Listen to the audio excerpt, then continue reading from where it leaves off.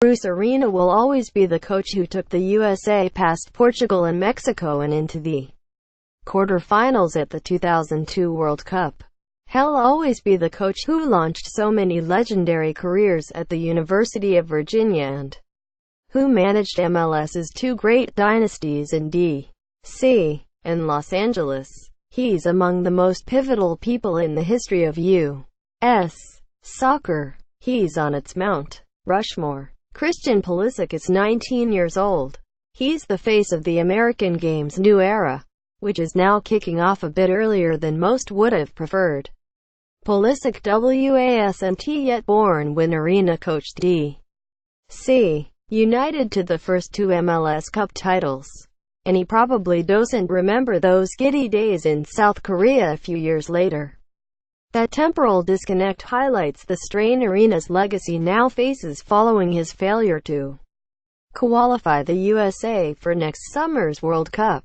The sport has grown. American soccer isn't what it used to be. And that's not only a good thing but a testament, in part, to Arena's contributions. But the years are flying by, and the number of people reading about Arena's accomplishments eventually will surpass the number of people who remember them. Charlottesville, RFK, Jeonju and Carson will fade away, while Tuesday's nightmare in a place called Cuba, Trinidad, will resonate. That's the unfortunate, uncompromising nature of sports and an inevitable consequence of the passage of time. Arena will always be the first great winner in American men's soccer, and he'll always be referenced and revered. But he'll also always be among the men at fault for the most significant failure in its history. That millstone will hang from his neck along with all the medals. Arena's resignation from his second, much briefer stint in charge of the U.S. national team was announced Friday morning. In a statement, he said, "I don't know what the future holds for me, but I can say this from the bottom of my heart. From the high of reaching the quarterfinals of the 2002 World Cup to the low of a few days ago, I have appreciated every minute of being a part of this program." Regarding the fifth-place finish in the hexagonal and the stunning 2-1 loss in Trinidad, Arena said, "When I took the job last November, I knew there was a great challenge ahead, probably more than most people could appreciate. Everyone involved in the program gave everything they had for the last 11 months and, in the end, we came up short. No excuses. We didn't get the job done. And I accept responsibility." Arena's right head faced a great challenge, and he's far from the only person at fault. His predecessor, Jurgen Klinsmann, left the USA in a 6-point qualifying hole. U.S. Soccer President Sunil Gulati's delay in dismissing Klinsmann, which probably should have happened in 2015, left Arena with almost no time to refresh the squad or test newer players for the must-win games ahead. Those aren't excuses. They're reasons. But it's just as true that Arena grossly mismanaged the qualifying run-in, especially the home loss to Costa Rica in September and Tuesday's backbreaker in Cuba. His inflexibility during the former and myopia in the latter were astonishing for a man of Arena's experience and perhaps can be explained only as the product of hubris. His Friday statement was well crafted. His comments during a Thursday phone interview with The Washington Post may be more revealing. Arena cited Trinidad's bizarre goals and the Panamanian players who were punching people, kicking people, throwing elbows against the USA last week but still eligible to defeat Costa Rica on Tuesday. Panama's win helped eliminate the Americans, and Arena refused to accept the value of hindsight when assessing his performance.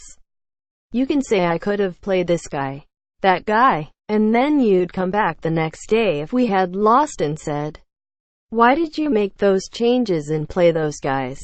He told the Post, "The job we have doesn't allow us to be the Monday morning quarterback."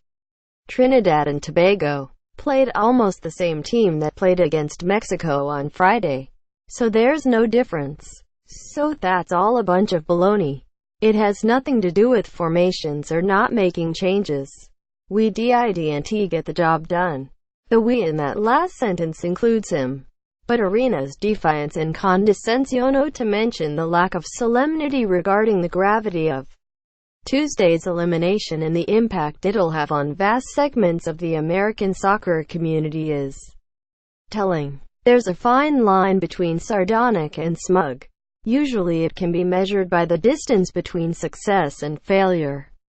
And Arena crossed that line in the past few weeks.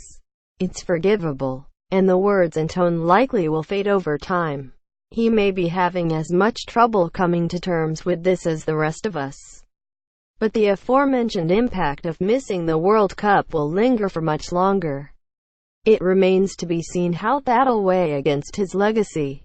The 11 major trophies with D.C. and L.A., the 5 NCAA titles, the 3 Gold Cup crowns, the 2002 quarter-final, and the performance there against Germany, and praise from so many former players have been more than enough to overshadow the USA's poor 2006 World Cup and Arena's subsequent hiccup with the New York Red Bulls.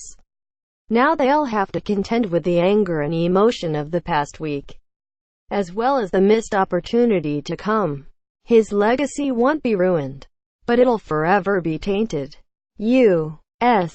manager Bruce Arena through the years. Joe Marquette, AP Doug Pensinger, Allsport, Getty Images Stan Honda, AFP, Getty Images Chung Sung Jun, Getty Images Tony Gutierrez, AP Brian Barr, Getty Images Andreas Rentz, Bong Arts, Getty Images Mike Thaler, Getty Images Jamie Squire, Getty Images Brian Kersey, AFP, Getty Images Rodrigo Abad, AP Ian Stewart, AP Christoph Kopsel, Bong Arts, Getty Images Alexander Hassenstein, Bong Arts, Getty Images Timothy A.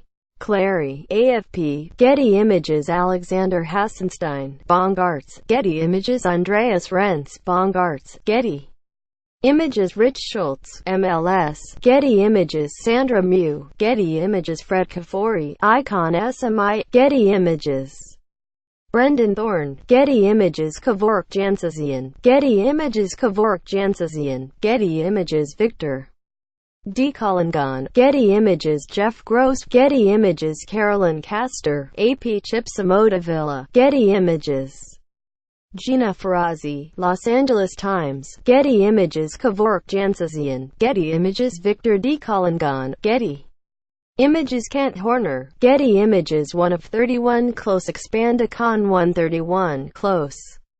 An ironic silver lining to that legacy might be the effect this World Cup debacle has on the way future national team coaches are hired. Speaking to the media during a Friday conference call, Gulati faced several questions regarding his role in hiring Klinsmann, Arena and their potential successor. Gulati didn't resign and remains likely to be re-elected as USSF president in February unless he chooses not to run for a 4th term. He said several people have input as a new national team coach is recruited, but that one individual must make the final call. That one person has been Gulati, who's an accomplished administrator but who doesn't have any practical experience coaching, playing or managing at a high level. In the end, it's my final decision. But we have a search committee. We go through a process, Gulati said, adding that in the next week or two he expects to finalize the appointment of a coach for the 1 or 2 friendlies tentatively planned for next month. In the short term, that'll come down to 3 or 4 of us that are part of that process for the November decision. That's much easier. And the longer-term decision will have a group of people that will look at this and maybe take a little bit longer. So there might be a change in that process. But it's never been a singular decision. There's time to decide on permanent coach. The USA doesn't have a meaningful game to play until the summer of 2019. Gulati said he understood why there's public skepticism about his ability to identify the best candidate. his decision to award an extension and promotion to Klinsmann in late 2013, and then his reluctance to make a change 2 years later helped lay the groundwork for Arena's ill-fated appointment and Tuesday's defeat. Toss in the failure to qualify for 2 consecutive Olympic tournaments, and you get a loss in confidence in U.S. soccer leadership. Clearly, any time you don't achieve the results you want, you look back and you do some things differently.